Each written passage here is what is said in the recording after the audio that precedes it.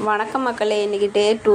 இன்றைக்கி வந்து புதன்கிழமை. காலையில் வந்து 4 மணிக்கு எழுந்திரிச்சேன். இன்றைக்கி 4 மணிக்கு எழுந்திரிச்சு குளிச்சுட்டு வந்து சாமிக்கு வந்து பூஜை பண்ண வந்துட்டேன். இன்றைக்கி வந்து பூ கிடச்சிச்சு மக்களே. அதனால் பூ வந்து சாமிக்கு வச்சேன். ரொம்பவுமே சந்தோஷமாக இருந்துச்சு.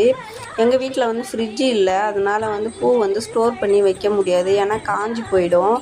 சாமிக்கு வந்து காஞ்சி போன மலர் வந்து வைக்கக்கூடாது, வதங்கின மலரும் வைக்கக்கூடாது. நான் வந்து சாமிக்கு என்ன இன்றைக்கி நெய்வேத்தியம் வச்சு படைச்சிருக்கேன்னா வெல்லம் வச்சு படைச்சிருக்கேன். அது மட்டும் இல்லை மக்களே, நேற்று நான் ஹாஸ்பிட்டல் போயிருந்தேன். இருந்தாலும் மனசுக்கு வந்து கொஞ்சம் வந்து பாசிட்டிவ் எனர்ஜியும் வந்து கொஞ்சம் வந்து மனதைரியமும் இருந்துச்சு.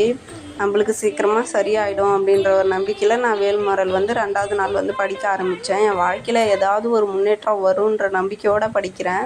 நீங்களும் அதுமாரி பிரம்ம முகூர்த்த பூஜையில் வந்து வேல்மாறல் படிங்க. எனக்கு என் வாழ்க்கையில் என்ன நடந்துச்சுன்னு சொல்லிவிட்டு நான் வந்து வீடியோவில் டெய்லியுமே ஷேர் பண்ணுறேன். நீங்களும் அது போல் வேல்மாறல் பூஜை பண்ணி